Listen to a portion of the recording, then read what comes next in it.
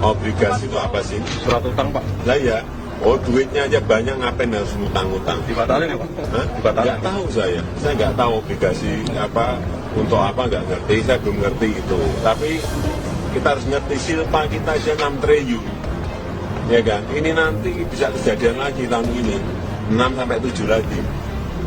Nah, kenapa harus pakai obligasi ya? Jadi bukan penghematan ya, Pak, tapi tidak terserap. Ya tidak terserap itu.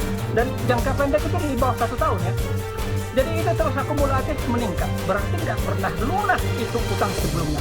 Jadi orang over terus, Pak. Oke. Sangat bahaya. Siapa yang harus kita minta bertanggung jawab di dalam masalah ini? Kenapa Oke. ada utang itu terus meningkat dan itu jangka pendek?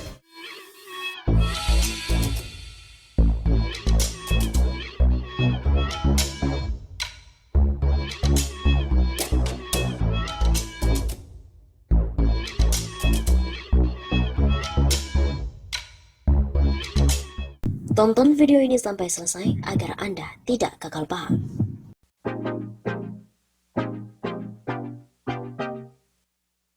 Wah, mengerikan. Utang pemerintah tembus 6.361 triliun rupiah di akhir Februari 2021 kemarin. Kementerian Keuangan melaporkan jumlah utang pemerintah per akhir Februari 2021 sudah mencapai 6.361 triliun rupiah dan posisi itu meningkat dibandingkan bulan Januari 2021 yang sebesar 6.233 triliun rupiah. Kenaikannya pun cukup signifikan, yaitu sekitar 100 triliun rupiah. Begitu yang diungkapkan oleh Direktur Jenderal Pengelolaan Pembiayaan dan Risiko Kementerian Keuangan, Luki Alfirman, dalam konferensi pers APBN kita. Hal itu sesuai dengan yang dirumuskan bersama antara pemerintah dan DPR tentang bagaimana merancang dan selanjutnya mengelola APBN ini, kata Luki dalam telekonferensi Selasa 23 Maret. Ia juga menegaskan, Kementerian Keuangan melakukan pengelolaan APBN secara menyeluruh. Pada APBN 2021 ini, Kementerian Keuangan memiliki proyeksi defisit anggaran hingga 5,7% terhadap produk domestik bruto atau sekitar 1.006 triliun rupiah. Katanya hal itu yang akan terus dikelola dan dicarikan pembiayaannya sepanjang tahun. Ia juga menjelaskan posisi per akhir Februari 2021 dalam hal pembiayaan negara, Kemenku berhasil menutupi hingga sebesar 273,1 triliun rupiah. Menurutnya hal ini sesuai dengan rencana Kementerian Keuangan untuk mencari pembiayaan dan menutup defisit-defisit tersebut hingga akhir tahun. Hal senada juga diutarakan oleh Wakil Menteri Keuangan Suhasil Nazara. Dia mengatakan untuk pembiayaan APBN dan menjalankan pembangunan saat ini pemerintah tidak hanya mengandalkan hutang. Jadi, jika ditanya total hutang, jumlah ada. Tapi, pembiayaan pembangunan, pembiayaan APBN tidak hanya sekedar mengandalkan hutang, tapi juga mengandalkan penerimaan pajak. Begitu ujarnya.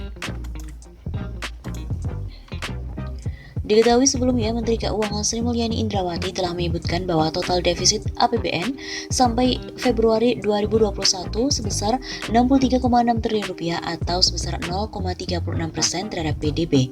Angka itu lebih tinggi jika dari Januari sebesar 45,7 triliun rupiah atau hanya 0,26% terhadap PDB. Berdasarkan Peraturan Presiden Nomor 72 Tahun 2020, pemerintah menaikkan batas aman defisit dari 3% menjadi 6,34%. Kebijakan ini dilakukan melihat tekanan ekonomi yang dalam akibat pandemi COVID. Sedangkan dalam APBN 2021, defisit APBN ditargetkan 1.006 triliun rupiah atau sebesar 5,7% terhadap PDB.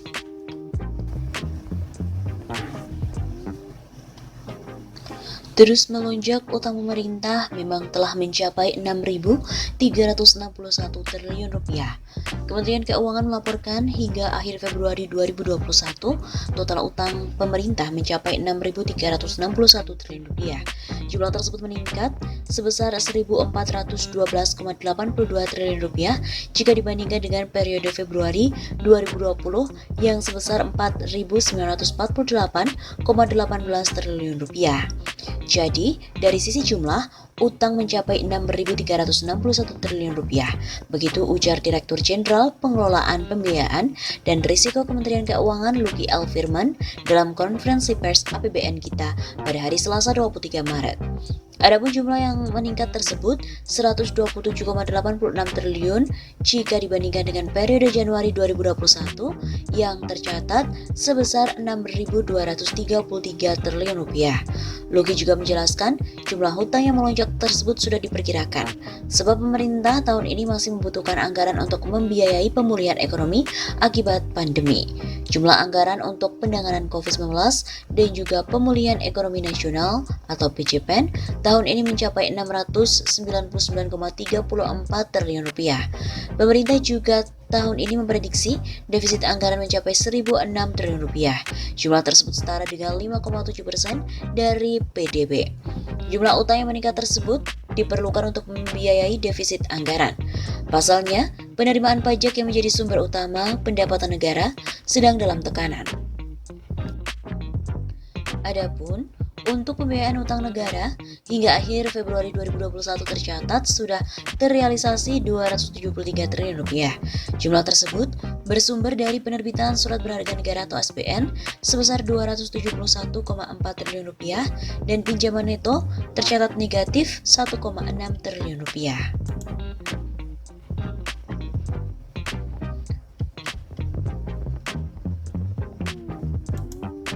Pada bulan Januari 2021, Wakil Ketua MPR RI Syarif Hasan juga telah mengingatkan pemerintah untuk berhati-hati dan juga melakukan evaluasi terhadap kondisi utang luar negeri. Pasalnya, dalam 6 tahun kepemimpinan Presiden Joko Widodo, jumlah hutang pemerintah Indonesia mencapai 3.148,09 triliun rupiah atau melonjak sekitar 124% dari periode pemerintahan sebelumnya. Syarif juga menilai besarnya utang luar negeri yang dimiliki Indonesia seharusnya menjadi prioritas pemerintah untuk kemudian dikelola sebaik-baiknya dengan memprioritaskan penanganan kesehatan dan ekonomi rakyat UMKM. Utang luar negeri yang semakin membludak akan semakin membebani keuangan negara di tengah pandemi dan akan menimbulkan banyak masalah sementara ekonomi rakyat belum juga membaik. Begitu ungkap Syarif dalam keterangan tertulisnya pada Januari yang lalu. Lebih lanjut, Syarif juga memaparkan terkait hasil laporan International Debt Statistic atau ITS yang dirilis oleh Bank Dunia. Dalam laporan tersebut, Indonesia berada di urutan ke-6 dalam daftar 10 negara berpendapatan kecil dan menengah dengan jumlah hutang luar negeri tertinggi di dunia. Berdasarkan laporan ITS, lanjutnya Indonesia mengalami peningkatan posisi utang luar negeri sebesar 5% dibandingkan dengan tahun 2018 yang tercatat sebesar 379,58 miliar US dollar. Apabila dibandingkan posisi utang luar negeri tahun 2019 dengan 10 tahun sebelumnya, terdapat kenaikan hingga 124%, di mana utang luar negeri Indonesia di tahun 2009 hanya sebesar 179,40 miliar US dollar. Syarif juga mengingatkan pemerintah agar tetap memperhatikan besaran utang terhadap produk nasional bruto. Saat ini, rasio utang RI terhadap PNB diketahui telah mencapai 38,64%. PNB Indonesia sendiri berkisar 15.779 triliun rupiah dengan utang luar negeri mencapai 6.098,2 triliun rupiah. Sehingga rasio berkisar 38,64%. Kondisi ini menunjukkan pengelolaan utang Indonesia semakin memburuk. Indikator ini juga menunjukkan kemampuan membayar utang Indonesia semakin memburuk. Terkait hal tersebut, Syarif juga meminta pemerintah untuk lebih berhati-hati dalam mengelola utang luar negeri, terlebih di masa pandemi COVID-19. Rasio utang Indonesia kemungkinan akan naik beberapa tahun mendatang akibat tekanan pandemi. Belanja pemerintah terus meningkat seiring dengan penurunan penerimaan negara, ditambah dengan utang-utang baru yang semakin ditingkatkan. Syarif juga menyebut bahwa selama ini pemerintah telah mengucurkan dana yang besar hingga 800 triliun rupiah untuk menanggulangi COVID, yang dimana didominasi utang luar negeri, namun juga tidak membuahkan hasil yang optimal. Ekonomi Indonesia malah terkontraksi minus dan resesi pertama kali sejak tahun 1999.